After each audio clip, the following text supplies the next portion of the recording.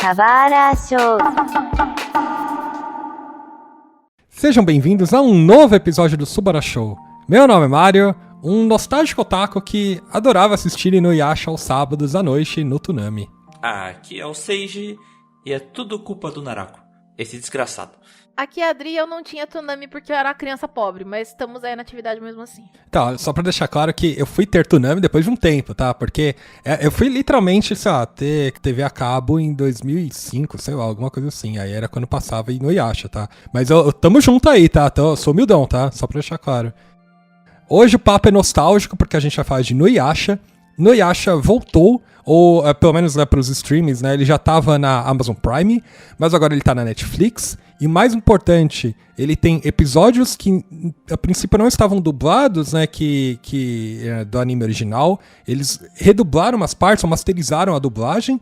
E a gente tem o final. Porque, pelo menos quem assistiu Inuyasha na época que passavam no Cartoon Network ou na Globo, a gente não teve o final. Não, mas é que assim, o anime ele acabou, uma parte. Uhum. Aí depois teve uma outra temporada com o arco final, né? Isso, exatamente. The Final Act. Posteriormente, tivemos a continuação, que tá lá, né? A continuação, vou ser bem sincera que eu não sei se eu vou assistir ainda, mas...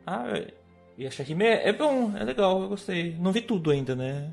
É que ele parte de uma premissa que eu acho muito tensa.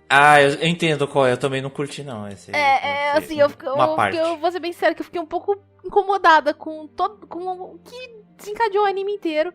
Mas enfim, não estamos falando do Yashahime, estamos falando do Inuyasha, que foi um dos primeiros animes dublados que eu vi, inclusive. Ah, é?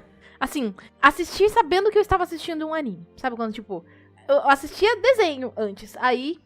Quando eu finalmente... Não, existe um nome pra isso. Existe outra... É uma outra realidade. Aí eu já sabia o que era e aí Inuyasha surgiu nesse momento da vida. Ah, então tá. É importante perguntar como é que foi o primeiro contato de vocês. A Adri, imagino que tenha assistido pela Globo, então. Com aqueles cortes bizarros, né? Era uma merda. É. Os episódios fora de ordem, episódio pulado. Era uma porcaria, mas assim, a Adri de 12 anos achava o máximo. Eu lembro, na verdade, não digo que foi o meu primeiro contato de fato, porque assim, eu tinha uma vaga noção que existia um anime de um moleque com orelha de cachorro, porque a internet já existia nessa época na vida da Adriele, né? E assim, eu vi imagenzinhas aleatórias de anime e eu via esse. Eu achava fofo, só que eu não fazia uma puta ideia do que era. Aí quando começou a passar, eu dei sorte, porque assim, eu tava de férias, por alguma razão, assim, eu era uma criança que gostava de acordar cedo de férias. Eu já fui essa pessoa. Não sei o que aconteceu de lá pra cá, mas não vai ao caso. E assim, eu tava de bobeira. E aí eu vi que ia começar, tipo... acho que a TV Globinho tava anunciando uns desenhos novos. Eu não lembro de se chegou a anunciar especificamente, mas falou que ia trazer umas coisas novas. E eu já tava assistindo mesmo. Vou parar pra ver. E aí, eu parei pra ver o primeiro episódio. Eu acho que o primeiro momento em que você pensa, pera, isso é algo diferenciado, é a abertura. A primeira abertura dublada de Inuyasha, pra mim, continua sendo uma das melhores aberturas de anime ever. Aham, é o Quero Mudar o Mundo, né? Change the World dublado, tá bom. Sim. E assim, me chamou muita atenção já a música, porque eu pensei, puta, que música bonita, sabe? E que abertura bonita, e... Eu lembro que o episódio teve o quê? 10 minutos, 15 minutos no máximo? De corte que teve. Foi tosco. Mas a Adriana de 12 anos não se importava com isso. A Adriana de 12 anos achou o máximo aquilo. Tanto que eu fui assistindo todos os episódios até o episódio 23, eu acho. Porque depois do episódio 23, Inuyasha magicamente desapareceu da Globo. Parou de passar. E, obviamente, na época ninguém dava explicação de desenho, por que parava, por que passava, e isso ficou. Aí depois que eu fui descobrir que tinha vários problemas com licenciamento, com corte, com escambau A4, e aí parti pra segunda parte, que era de procurar na internet. Lembrando, a internet de 2000 e alguma coisa. Não vamos revelar tanta idade assim. E foi isso. O meu foi pela Cartoon Network mesmo. Lá pra 2003, 2004. E meu irmão falou assim, tá passando um anime aqui, cara. De um, sei lá, um garoto cachorro Inu, alguma coisa assim. Ué... Nunca ouvi falar, não sei de nada, não tô entendendo nada. Aí eu fui ver depois quando eu cheguei em casa. Eu vi. Não conhecia. Inuyasha. Achei interessante, né? Eu revi faz não muito tempo, uns 5 anos atrás, Inuyasha.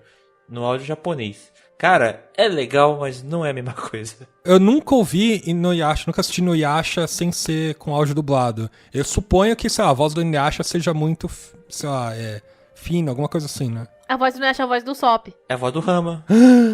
Nossa, a Tora herdou, assim, né, os dubladores, é isso? Que é os Sei dois lá, dubladores. Né? gostou dele, vai fazer o quê? Botou ele de novo como protagonista. Então, e eu vi ele dublado, eu vi um pedaço da Globo. O da Globo já tinha cortes. Nossa, o da Cartoon também já tinha cortes pra caramba. Tinha pra caramba, Nossa, ia ter alguns golpes sangrentos e aquela câmera lenta com flash vermelho e pronto. Aconteceu a cena sangrenta. Cara, era louco, né? Mas vinha as músicas também em aberturas dubladas, encerramentos também dublados. Alguns são bons, outros são lamentáveis. Nossa, eu quero muito saber quais são os lamentáveis, porque eu lembro de vários. Não, é assim, as aberturas dubladas, elas só tem 2 modos. Ou elas são incríveis, ou elas são lixo absoluto. Não tem um meio termo. Incrível. Ó, pra mim, não, assim, tem vários...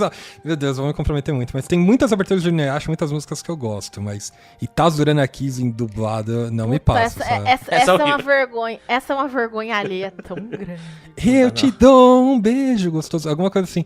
Faça uma cara de inocente. Essa eu finjo... Eu vou ser bem sincera que essa eu finjo demência, cara. Então. Essa eu finjo demência 100%. Em compensação... Assim, quando tem aberturas bonitas, elas realmente são, assim, bonitas de verdade, sabe? Eu gosto muito da versão em português de Dearest. A própria Mudar o Mundo também, a versão em português de Dearest. Em compensação, eu acho que o que eles fizeram com a minha abertura em japonês favorita, que é Shinjitsu no Uta, eu acho um crime de guerra, cara. Violou uns três termos da Convenção de Genebra, aquela porcaria. É muito ruim. Sabe o que é pior? Na Netflix tá sem abertura, só tá uma música genérica, assim. Então, não tem nem dublado nem original, é muito triste. Pouparam nossos ouvidos, que beleza. Mas tem encerramento, né? Isso que importa. Eu lembro que... Eu não lembro exatamente quando eu comecei a assistir, eu tenho certeza que foi pela Toonami, porque eu tava numa época que... Nossa, que fascinante o universo dos animes que eu meti... Óbvio, né? Eu sempre assisti anime, mas eu tava tão mergulhado na poça de lama dos otakus, assim, que... O bloco do Toonami, eu falava, eu tenho que assistir tudo. E aí, quando eu passava, eu assistia tudo. Mas eu lembro que uma das melhores fases da minha vida, assim, pelo menos na adolescência, era estar sábado à noite. Isso é muito triste, na verdade, né? Podia estar na balada, no bar, podia assistir com os amigos, fazendo jogos, sei lá. Tô assistindo anime na Cartoon Network de madrugada. De madrugada, Na TV a cabo, Azuka falando assim, sou sozinho sábado à noite, sabe? Sou eu. Mas eu era assistindo os blocos, né, de anime da Toonami. Sempre passava 2 animes, 4 episódios cada. Né? Era Inuyasha mais alguma coisa, ou Yu Hakusho, sabe? Ou era Sakura Card Captors, enfim. E assisti Inuyasha inteiro, assim, sabe? E eu lembro com muita nostalgia disso, né? Tinha época que começava às 11 da noite e acabava pra 2 da manhã, cara. Era 3 da manhã, era 11 da noite até 3 da manhã. Bons tempos. Era literalmente isso, bons tempos. Bons tempos que a gente fazia isso e, tipo, acordava no outro dia de manhã 100%, né? Nossa, mas era muito bom acordar meio-dia, tá? Pô, tá tranquilo. Né? Eu gosto que no Yasha era um marco, né? Principalmente que eu ia nos eventos, etc, eu via a galera de cosplay, né? Não, do Inuyasha, então... Você via num concurso cosplay lá, o pessoal no palco tinha um Inuyasha, o público imediatamente gritava, senta! Literalmente o pessoal queria ver o circo pegar fogo, né, mano? Queria que o cara se jogasse no chão. Não, mas tem que se comprometer. Eu comprei... Nossa, eu vou me comprometer muito fácil, mas eu comprei um corzinho de Inuyasha em algum evento, assim, sabe? E eu usei essa merda, sei lá, na vida real, sabe? Na vida real, digo, fora dos eventos de anime. E... Nossa, que fase. Mas eu não sei onde tá guardado, etc. É bonito até, preciso falar. É engraçado, você fala isso, eu tô olhando pro meu suporte de colar aqui, tem uns colares de jogo que eu uso pra trabalhar até hoje, mas tudo bem. Mas então, a pergunta é, ele é discreto ou ele tá estampado na cara assim, olha, sei lá, do meu mundo otaku? Não, a pessoa que vai ver, ela não vai, se ela não for, tipo, não souber pro que ele está olhando, ela não vai saber o que é. Uhum. O que é bom, eu diria, porque a alternativa não vai ser legal. Não vai. Mas eu fui começar a frequentar eventos, assim, bem depois, né? Então, É muito engraçado escutar de vocês a experiência que vocês tiveram vendo a galera dos eventos desta época, de tipo 10 anos atrás já. Meu Deus do Não, céu. é bem mais, assim. Não, Eu é tô 20 sendo anos- legal, eu estou 20 sendo anos legal. atrás, olha só. Abafa. O meu tá mais pra uns 18, 17, assim, mas é que olha só, naquela época a galera não tinha peruca, né, não dava pra exagerar muito, então o Inuyasha era muito difícil fazer, mas a Kagome, qualquer pessoa que tinha cabelo preto, né, longo, etc, poderia fazer, era basicamente colocar uma roupa de uniforme, né, que poderia ser feita, né, e era o que mais tinha. Então, mano, você via cosplay da Kagome direto. Até hoje, pra você ver o quanto que o anime é importante, até hoje é um anime que você vê muita gente ainda fazendo cosplay.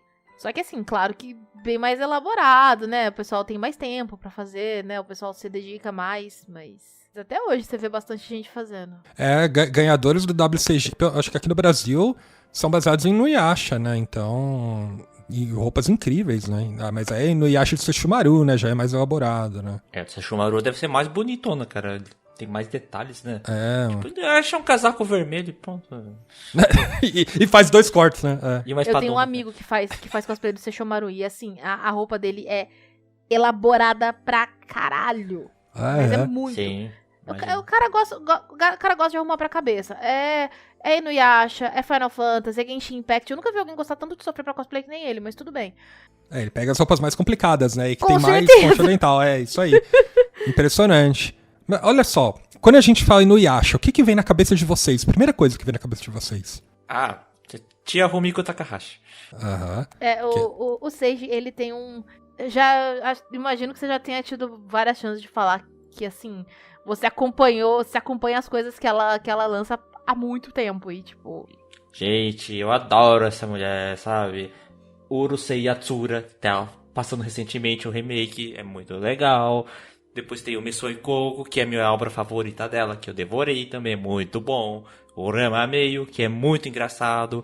O Inuyasha, que a gente curte pra caramba. Tem o Kyokai no Rine, que é legalzinho. E tem o Mal, que tá passando agora, eu não tô acompanhando tanto assim. Mas restante, cara, eu gosto muito das obras dela, são muito interessantes. Ela experimenta vários cenários, né, de vários universos. Então tem o universo de artes marciais, universos de fantasmas, universos de aliens, comédia romântica. E esse de Inuyasha, que é um de yokais, em que ele mistura uma espécie de história de romance com ação, né? E um isekai ainda. Isso. São 3 gêneros, né? Muito curioso, né? É o Isekai antes do Isekai ser uma coisa que a galera falava pra caramba, né? Um pouco menos tosco, que não envolve ninguém tendo um harém ou sendo atropelado por um caminhão pra tá lá. Não tem outro Kikun, é verdade. Não, olha só, se Inuyasha fosse feito nos dias de hoje, o nome seria O Dia em que eu pulei no poço do meu avô e reencarnei em outro mundo como uma nova Cecília Ortiz aqui apaixonada, sabe? Seria um título gigante, assim. Seria um título gigante tosco. O que vem na sua cabeça, Adri, quando a gente fala Inuyasha? Inuyasha é um dos animes que eu invariavelmente associo com as coisas que eu assistia na TV aberta de manhã. Você lembra de Pica-Pau, assim. Assim, Nada a ver. Também. Uhum. Também, mas é assim, não foi o único anime que eu conheci, assim. One Piece, eu comecei a assistir do mesmo jeito. O próprio Dragon Ball, sabe aquela coisa que você associa com correr da escola pra não perder o episódio? Uhum. Era uma coisa assim. E eu lembro que chamou bastante atenção porque era diferente, porque a referência que eu tinha de anime na TV aberta naquela época específica era Dragon Ball, né? E aqui tava, primeiro que era uma menina como protagonista, que tinha o cara com a orelhinha de cachorro, que eu achava fofo, era um anime muito mais fofo e eu gostava de coisas fofas. E chamava muita atenção que, assim, era uma história que, mesmo com todos os cortes, era uma história mais complexa e mais profunda do que as outras coisas que eu tinha assistido até ali, sabe? Um pouco. A gente tinha a questão do romance.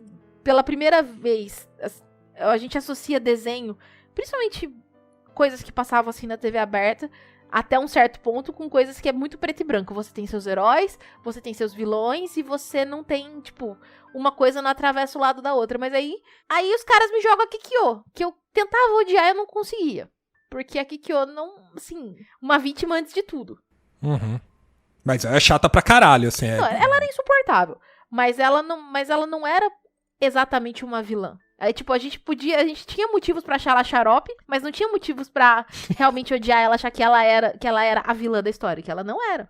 Assim, eu não acho que na época eu tive essa percepção, até porque eu tinha 12 anos, eu gostava de desenho. Mas eu lembro que me chamou a atenção porque era diferente do que eu tinha visto até ali. E aí tinha uma coisa de romance, mas não era full romance, que aí a gente tinha até nas próprias músicas que falavam de amor, mas também falavam de perda e falavam de aventura, que nem abertura, que nem mudar o mundo. Então, assim, o que me chamou mais atenção é que foi diferente do que eu tinha visto até ali. E, assim, os cortes atrapalharam muito porque dava pra ver que... Dava pra sentir também que a história não era pra ser daquele jeito. Que tava faltando pedaço, que tava qualquer coisa muito estranha ali que não estava se conectando corretamente. Mas tava divertido demais. Eu concordo que eu acho que o gênero dele é o que mais chama atenção, sabe? Shonen com romance ou ele é um romance com porradaria. Tanto faz. Os elementos, eles são harmônicos, eu acho, sabe? Eu acho que a relação entre a Kagome ou a Agome, eu não sei. Até hoje eu não sei qual que é... É Kagome o nome dela, mas eu consegui entender exatamente por que não traduziu. Na verdade foi um dos casos que a gente lembra, assim, de tradução de nome de anime de forma voluntária, né? De forma... Não sei se de forma consciente, mas de forma assim... Cara, se deixar no nome japonês, vai ter muita piadinha, cara. Melhor dar uma adaptada, né? Porque o brasileiro, infelizmente, ele não leva as coisas a sério. Não, mas assim, às vezes é melhor fazer essa mudança, ouvir umas broncas, do que ter que aguentar... Sabe? É que nem aquele cara, o vilão lá do Star Wars, episódio 2, o Capitão Conde Dooku, né? O nome dele é Conde Dooku no original. Então, vamos chamar Dokkan, que é melhor, sabe? Que nem o Shota na cama lá, o cara... O cara, ele abraçou o meme de um jeito que eu fico assim, ok. Capitaliza em cima disso, meu querido. Tá coberto de razão. O Brasil ama ele. É como não amar, né? É que nem aquela rede social lá da Índia, lá o cu, né? Sabe? Todo mundo... Explodiu e já morreu, né? Praticamente. Os caras tiveram burnout pra aguentar Eu queria que você não tivesse usado o termo explodiu nesse momento, mas... O cu explodiu, é isso aí, Mas o que eu gosto em Inuyasha, eu acho que, primeiro, é a jornada.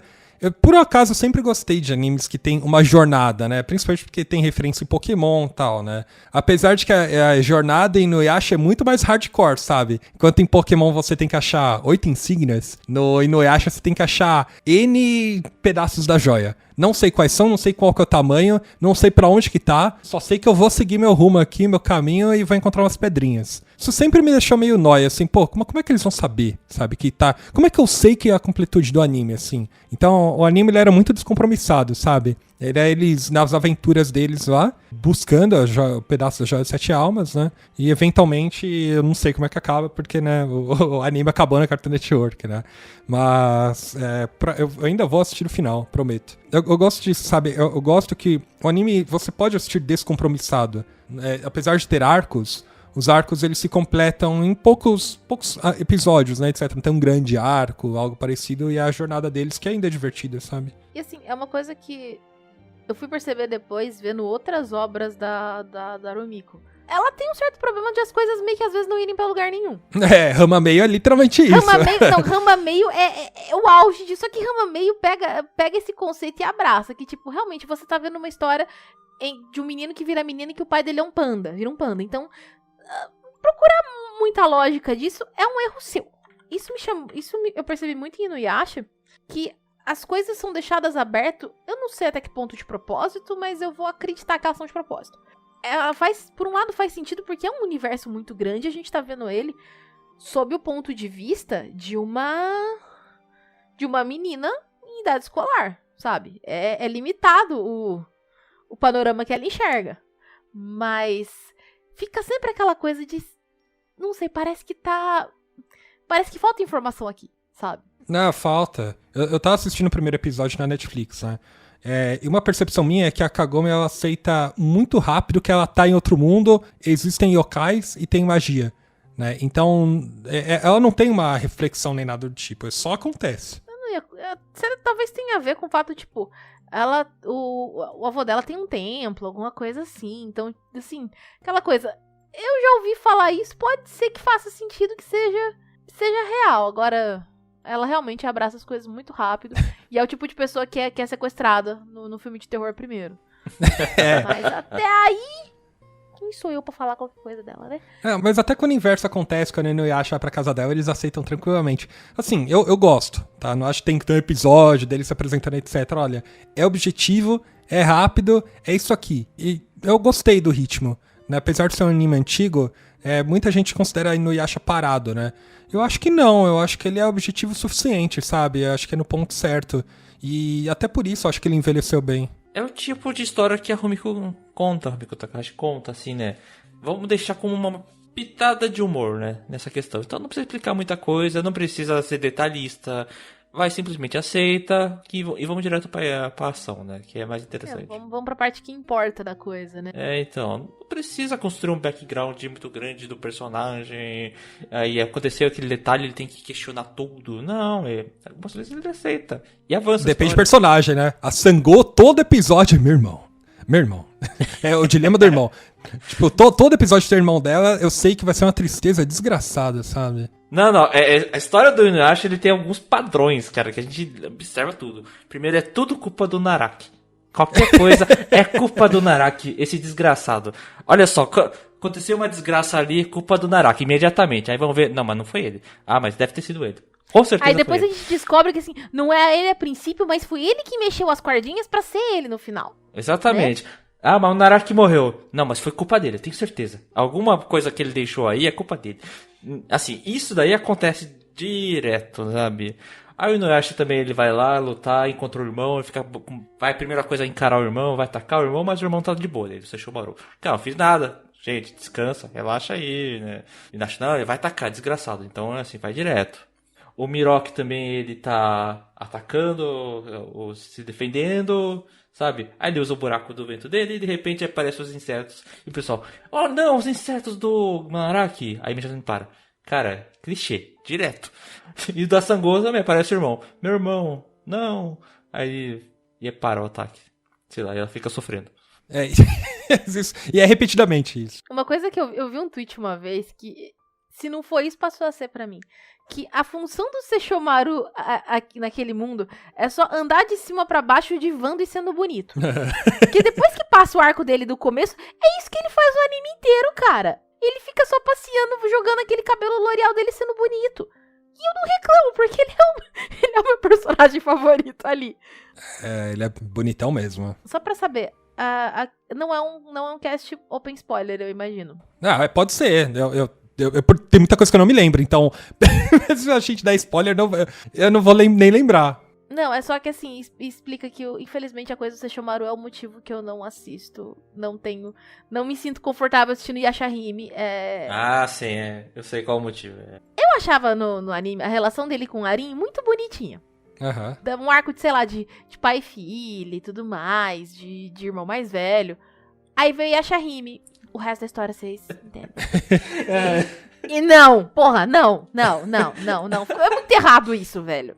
Tem muita coisa do anime que eu não me lembro, né? Principalmente porque, assim, ó, vamos lá. O que é a Joia de 7 Almas? Tipo, 4 almas. Mano, 4 almas, isso. Então, já não lembrava o número de almas. Já começou errado. Mas mano, o que é a joia? Eu não me lembro. O que ela faz? Sabe? Eu sei que ela deixa os yokais, pelo menos um pedacinho, deixa os yokais mais poderosos. Mas, mano, como é que ela surgiu? Nossa, tem uma história ali de uma Miko que selou enfrentou um monte de yokai e selou ela no coração dela, alguma coisa assim, sabe? E virou a joia. E virou a joia no coração dela. Dentro da Kikyo? Não é Kikyo. É mais antes, bem mais antes. Só que aí a joia de 4 almas, acho que a Kikyo tomou conta dela também, né? Dentro do próprio corpo. Não, ela tomou conta da joia, né? Porque é uma coisa sagrada. Ah, tá. O Naraki, ele ficou, assim, com essa inveja, queria essa joia também pra ele, e queria Kikyo também pra ele. Porque Kikyo cuidou dele e tudo mais. Ele tava mal, tava morrendo, ela cuidou dele, aí o Naraki... Não o Naraki, o cara, o humano, que era antes do Naraki... Tava com inveja porque a Kikyo gostava do Inuyasha. Aí fez com que os yokais comessem eles. Girou um novo corpo, armou um plano que sellaria o Inuyasha. e mataria Kikyo, ele ficaria com a joia, e a joia foi selada e queimada junto com a Kikyo, ela desapareceu daquele mundo e voltou no corpo da Kagome, né? Bem tempo. Então ela tem poderes. Essa joia de 4 almas. Eu não sei se ela é boa ou mal, né? Mas assim, ela sela, dá poderes pra demônios, mas sela também demônios, etc. É cobiçada por demônios. Poder espiritual, essencialmente. O que ele vai fazer vai depender de quem tá controlando, né? Entendi. É tipo a força, né? Não tem explicação nenhuma, você só sabe que tá lá e aceita. Aham. Mas tá, por que a Kagome, por que isso foi parar no corpo da Kagome? Ela não foi destruída? Eu tenho essa dúvida de como? Por quê? Ressuscitou, ela criou? Era tipo um caroço que... Um caroço. Ou seja, todo mundo que herda, que vem da linhagem da Kikyo tem essa, sabe, possibilidade de gerar a própria joia de 4 almas, não sei. Eu não lembro os motivos, não. Eu sei que ela ressurgiu bem tempos depois na Kagome, né? E foi isso que fez ela ser arrastada de volta para o tempo do Inuyasha. E eu entendo que o Naraki, ele quer a joia porque ele quer se tornar, sei lá, um ser supremo foda. Ah, sim, com certeza, né? Sabe uma coisa que eu nunca entendi? Tipo, a Kagome volta no tempo sem a menor repercussão, sabe? Tipo, assim, o que pode acontecer, sei lá, de você alterar o passado e zoar completamente a linha temporal? Eles simplesmente passam por cima disso como se nada tivesse acontecendo. Ela voltar é uma coisa, agora, o Inuyasha pro futuro... Cara, e nunca é por alguma coisa muito relevante. Ele vai pro futuro pra, tipo, visitar a família dela, jantar com a família dela, sabe? Então, mas só o fato dele ir pro futuro já distorce completamente, assim, é literalmente um paradoxo. E aí, o que acontece? Se ele foi pro futuro, acontece alguma coisa no passado. Então a linhagem da Kagome poderia nem existir. E ela desaparece no momento que o Inuyasha vai pro futuro. Beleza, a gente ignora, né, essas possibilidades, assim, essas discussões. Não, sabe uma coisa que eu nunca entendi também? Assim, lá no tempo do Inuyasha, que seria um Japão mais séculos pra trás, tinha milhares de yokais em todo canto, em todo lugar e tudo mais, matando, ameaçando todo mundo. Aí você olha no futuro, cadê esses yokais? Não tem nenhum. Foram extintos, mas cadê? Umzinho. Caramba. Eles provavelmente, e aí a fonte são as vozes da minha cabeça, tá? Eles provavelmente estão se disfarçando e eles se adaptam com os tempos. Não adianta, tipo, se eles vão, sei lá, causar medo e caos no meio de uma população, eles não vão se disfarçar de monstros porque a gente tá nos tempos modernos, século XXI, não. Eles é tipo os mutantes do X-Men, é isso? Quase isso. Eles têm tipo uma seita, assim, é isso? Assim, eu vou acreditar nessa fanfic porque pra mim faz sentido, sabe? Ou pode ter vindo toda aquela linhagem do Miroki e da Sango ali, seus descendentes, todo o clã, etc. E exterminou um monte de yokais. Hardcore, né, essa linhagem, né? Mas aí que tá, cara. Como que os yokais se reproduzem? Eu imagino que eles meio que surjam com base de diferentes fontes. Então, eu não consigo imaginar que eles realmente desapareçam. Pra mim, eles só estão tomando novas formas e estão esperando a chance de puxar o tapete da humanidade, o que vai acontecer eventualmente, sabe? Aí, sei lá, vão tomar forma de zumbis ou sei lá. Ou pode ser a crença de cada um, e aí a gente passou a usar o celular e as coisas mais tecnológicas e a gente parou de acreditar em magia, qualquer merda assim, sabe? Tem isso também. Tem várias histórias que a força de entidades espirituais vem do quão forte é a crença das pessoas nelas. Então, Okami mesmo faz isso. Então pode ser também que se as pessoas param de ter medo, eles param de ganhar força. É aquela coisa, eu não tenho mais medo de yokai, mas 2 caras numa moto já é outra história. Talvez você não sabe se os yokais tomaram a forma de 2 caras numa moto. Pode ser. Nossa, o Brasil tá infestado de yokai, então exatamente. Eu não posso... São Paulo aqui feio, é um antro. Eu tenho então, outras dúvidas, né, que pelo menos mais uma, assim, tem uma coisa que eu não consigo me lembrar, que qual é a treta do Inuyasha com o Sesshomaru? Ciúme de irmão, essencialmente. Meio que assim, né? Porque o Inuyasha é um meio yokai. O Sesshomaru é um yokai completo. E assim, ele fica com ciúme porque o Sesshomaru é mais forte, mais poderoso, etc. E o Sesshomaru fica jogando na cara dele que ele é um meio yokai. Tem a mãe humana dele lá, fica atacando. Só que o Sesshomaru fica com inveja porque ele pegou a Tessaiga, né? O Inuyasha... que é uma espada muito melhor, né, do que a espada que ele tem, que é a Tenseiga. Ele não entende por que o pai dele deu a espada poderosa pro Inuyasha, sabe? Então, ele fica cutucando o Inuyasha. E o Inuyasha é explosivo, é pavio curto também, né? A gente já conhece. Porra louca. Mas, tá, o que o Sesshomaru quer, então?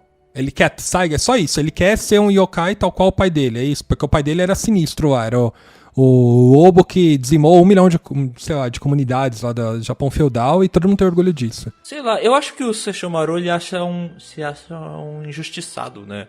Porque o pai dele, assim, ó, pô, eu sou um yokai completo. Então por que o pai dele não deu atenção como ele deu pro Inuyasha, sabe? Por exemplo, deu a Tessaiga. A princípio, o Sesshomaru tem um desprezo muito grande pela humanidade. Então ele vê o Inuyasha como um lixo, porque o Inuyasha é meio humano. Então, pra ele, tem isso também, dele se sentir humilhado, porque, pô, como assim meu pai dá mais moral pra esse merda do que pra mim, que eu sou um yokai completo, eu sou o cara, sabe? Eu acho que tem muito disso também, de ego ferido. Mas, com o tempo, à medida que que ele segue na sua turnê pelo Japão feudal divando e com os cabelos flutuantes, ele vai conhecendo, entendendo um pouco mais o lado do pai dele. Acho que ele nunca de fato vai ser melhores amigos com o Inuyasha, mas acho que ele entende melhor o porquê da escolha de arma de cada um deles, de uma arma que destrói e de uma arma que cria a vida, sabe? Aham. Apesar de tudo, o arco dele é bem legal. Ele só continua sendo uma pessoa meio péssima, mas o arco dele é legal. Eu não discordo. Eu acho que todos os personagens do Inuyasha, ou quase todos, têm dilemas muito grandes, né? Seja a Sango, que tem, sei lá, o irmão dominado por Narako, ela tem o dilema de matar ou não o irmão, o único sobrevivente da família, ou Miroki não pode usar o buraco do vento, senão ele vai ser sugado, numa hora ele vai ser sugado, né? O Inuyasha tem o amor pela Kikyo, né? Enfim. E o Shippo é chato, né? Então. O Shippo é só chato. Que bom que a gente concorda nisso. E a Kirara só vendo tudo aí acontecendo. Então acho que todo mundo tem o seu arco, mas eu acho que eles são bem trabalhados. Muito defeitozinho assim que eu colocaria, deu que eu me lembro, tá? Porque eu comecei a assistir outro episódio 10. Mas, pelo que eu me lembro, alguns episódios, essas tramas elas ficavam retornando o tempo todo, né? Que nem eu falei da Sango, sei lá, a cada 10 episódios era a Sango reencontrando o irmão e acontecendo alguma coisa. Então, a falta de foco da Rumiko Takahashi é lendária. Sabe? Ela tem 15 storylines acontecendo ao mesmo tempo. Todas elas vão voltar em algum momento, só que às vezes nem ela sabe quando ou como elas vão voltar. Mas elas voltam. Então, eu tava falando com o Sage sobre isso, sabe? O Inuyasha tem uma quantidade de fillers inacreditável, né? Não só fillers, como eles têm uma categoria nova de fillers que chamam fillers, como é que é? São fillers canônicos. E fillers que são fillers, mas são fillers que são oficiais. E eu acho impressionante isso. Sei lá, eu acho até conceitual isso, sabe? De vamos fazer fillers que são canônicos. É um episódio que você devia assistir, sabe? Mas é mais ou menos. Mas olha só, se você assistir, você vai saber um pouco mais da história. Mas é uma história que não é relevante, sei lá. É tipo um filme de One Piece, assim, sabe? É um filler canônico. Eu lembrei de um personagem que, na moral, pra mim é um filler canônico, que é o moleque lobo lá, que eu esqueci o nome. Que eu acho ele um pé no saco tão grande, gente. Eu acho aquele leque tão xarope. Eles colocam... Pra mim, parece que o Koga é muito chato. Parece que a função dele lá é criar um drama e um triângulo amoroso, porque um quadrado, né? É um quadrado. Tá lá o fantasma da morta lá, assombrando eternamente. Gente, a falta que uma terapia não faz, né? Não, se eu não me engano, assim, posso estar muito louco das ideias, mas esse cara também tinha uma pretendente, não tinha? Tinha depois, apareceu. Apareceu depois que, assim, mas eu acho que ela era fillerzona mesmo, sabe? Tipo, só o pentagrama amoroso, né? Colocaram pra um drama adicional que não acrescentou em nada e não foi pra lugar nenhum também. Então todo mundo... E Inuyasha, todo mundo tem que se pegar, menos o Shippo. Mas todo mundo tem que se pegar um momento. É o Miroki com a Sango, sabe? O Miroki com a Sango e metade do Japão feudal, se depender dele. É literalmente isso. Mas eu acho que isso é muito do histórico dela, que muitas das obras dela são muito fortes no romance e nas pequenas tretas românticas também. Tá lá a Rama Meio, que é o... Esse polígono gigante amoroso. Não é nem um triângulo, um quadrado, é um D20 amoroso, sabe? É um icosaedro amoroso. De tantas combinações possíveis que tem lá dentro. E no Yasha, pelo menos, não chegou nesse nível. Mas as combinações de Rama Meio, eu esqueci o nome da protagonista. Arama? Não, não Orama. Orama, que tipo é a mesma pessoa, mas entram em 2 pontos desse polígono. Tem a Akane e tem tipo... A menina, que não é o Rama. Que não é o Rama. Akane. Então, todo mundo gosta dela, é isso, esse é o ponto, menos o Rama. Ele gosta dela, só que ele é tsundere e não admite. É isso. Mas aí, isso é só, sei lá, uma seta amorosa, assim, sabe? Todo mundo gosta dela. céu, assim, sabe? Aí, acho que é Não, isso, mas aí né? que tá tem a galera que gosta dele menino, tem a galera que gosta dele menina, tem a galera que gosta dele menina, mas odeia a versão menino dele, e tem vice-versa, e eu não sei explicar 90% do que tá acontecendo ali. O Seiji talvez saiba. Seiji, por favor, explica pra gente. Cara, o Urama, já pra começar, já tem 3 noivas. Quando ele é um cara, né? E quando ele é garota, tem uns 3 caras que gostam dela, né? Olha só, né? Começa assim. E é briga, é. É verdade, eu tinha me esquecido disso. Tipo, é todo mundo querendo, todo mundo. Mas mano, Inuyasha é isso, sabe? É o grande bacanal da Idade Média feudal. Assim, É isso. Não chega tanto. É, tá, óbvio, não chega a isso. PG-13, cara, PG-13, pelo amor de Não, Deus. óbvio que não chega a isso, assim, mas alguém gosta de alguém ali, sabe? É tipo, quarta série, sabe? Alguém tem um romancezinho com alguém, alguém gosta de alguém, né? Porque ninguém tem romance. Ah, não, mas assim, coisa de sofrência amorosa, Rumiko Takahashi faz isso. Você vai ver Messou Coco, por exemplo, nossa, uma sofrência amorosa gigante. Urusei Yatsura tem essas coisinhas também, sabe? Por aí vai. Todas as obras dela tem. Mas mesmo Inuyasha, sabe? Mesmo que assim, apesar de ter esses momentos muito, muito cascaria, sabe? Desses polígonos amorosos, eu acho que o que ela acertou é que tem algumas cenas. São cenas tão bonitas, são cenas tão delicadas. A relação do Inuyasha com a Kikyo mesmo eu acho muito bonita, apesar de extremamente tóxica e possivelmente abusiva de um dos lados ali. Mas é bonito do anime. Do lado da Morta, né? A Morta é sinistra, assim, de abusiva, né? Não mas assim, eu acho que uma das coisas que eu achei bonito do jeito que tratou é justamente não jogar pra baixo do tapete, que isso é a questão de sentimento dele ali, sabe?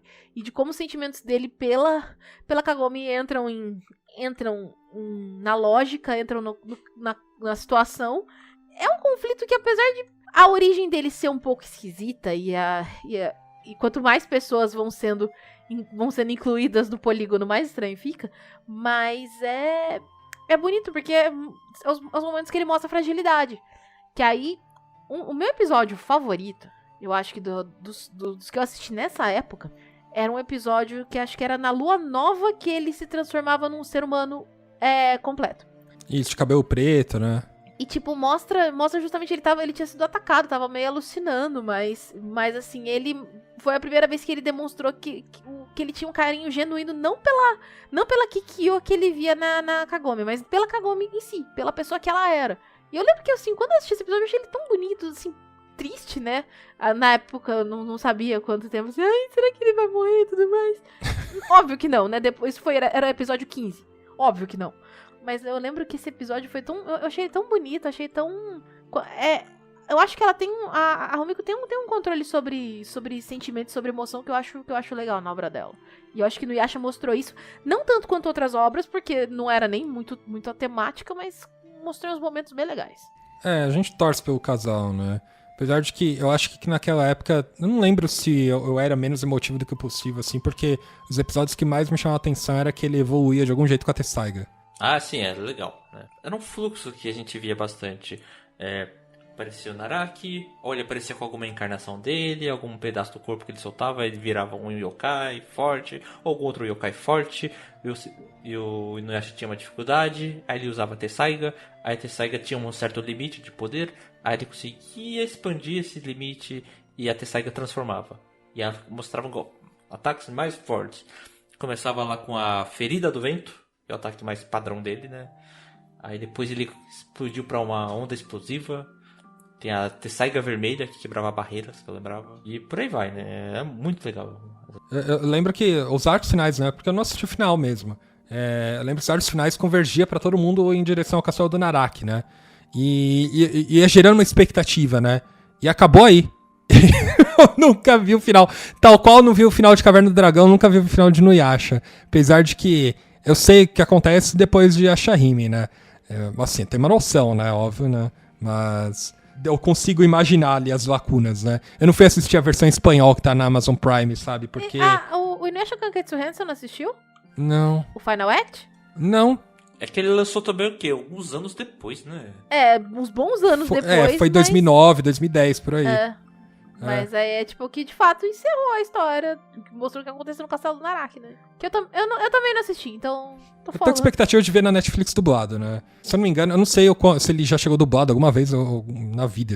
Eu acho que não. Se eu não me engano, na Amazon Prime tá em espanhol. não tô afim de assistir legendado, né, com as vozes em espanhol, né? Eu não sei como é que tá, não sei se dá pra botar a voz original também, né? Vou esperar pra ver a versão dublada, porque eu imagino que os dubladores estejam, sabe, dublando, né? É o que deu a entender. Mas eu voltei a assistir agora na Netflix e eu tava falando pra vocês já antes de começar o podcast. Eu não vi a hora passar. A gente colocou um episódio, o primeiro episódio, a gente assistiu, e foi pro segundo, e foi pro terceiro, e pro quarto, e não parou, sabe? Até o 10º, sabe? Foi de querer ver e não conseguir parar. E eu acho que o mais legal é que eu ri, eu me diverti, eu fiquei apreensivo com lutas, eu falei, isso aqui é bem feito, e eu não me cansei.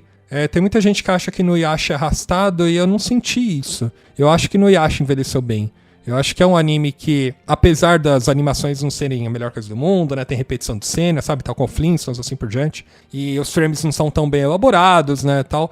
Mas dá pra você se afeiçoar ao anime e, putz, é muito gostoso de sentar e assistir. O Mario de 15 anos que assistia Toonami e Inuyasha cumprimenta hoje o Mario na idade atual assistindo, sabe? É aquela coisa, olha onde que a gente chegou, cara. Tem que ficar baixando episódio de RMV bem com 3 partes pra assistir inteiro. Exatamente. Ai, que maravilha. E eu não preciso ficar esperando até a próxima semana do meu sábado pra ver como é que vai ter a continuação da luta ou se a Sango realmente vai matar o irmão, que provavelmente não vai, sabe? Então, né? agradeço o fato de, depois de 17 anos, eu poder estar na minha casa, na própria casa, assistindo o anime, sabe? No meu próprio tempo, assim por diante, né? Não precisa abrir mão do seu sábado à noite ao invés de você, tipo, sair e você ficar vendo anime, né? Ah, mas aí tem a questão da nostalgia, que a melhor coisa que eu poderia fazer é sábado à noite, agora em casa, e eu não tenho pretensão de sair, porque eu realmente não quero sair, eu vou lá e ligo no Yasha, sabe? Eu sou um velho e eu gosto disso pelo fato de que eu posso fazer isso agora. Eu tô feliz desse jeito, sabe? É sobre isso, gente. É sobre isso. Então, para você ouvinte que ouviu até agora, não deixe de nos seguir nas redes, né? Porque é muito importante que a gente está publicando nossos cortes lá. Instagram, Twitter, Facebook. Não deixe de entrar no nosso servidor do Discord para comentar conosco sobre esse episódio, né? A gente falou sobre Inuyasha, mas a gente quer ouvir a sua opinião. O que você lembra de Inuyasha? Quais são as memórias, né? É nostalgia mesmo, né? Como é que você acompanhava Inuyasha? Se era pelo mangá que tinha 6 páginas, quando ele era lançado aqui, sabe? E você pagava R$2,90. Nossa. Bons tempos. Então, bons tempos, né? Mas comente conosco, né? Entre no nosso Discord e discuta conosco, né? E também não deixe de avaliar esse episódio no Spotify, porque a gente tem as estrelinhas, dê 5 estrelinhas, por favor. E no YouTube, dando a sua curtidinha, tá bom? Gente, é isso e até a próxima. Tchau, gente. Beijo, Tchau, até tchau. mais. Tchau.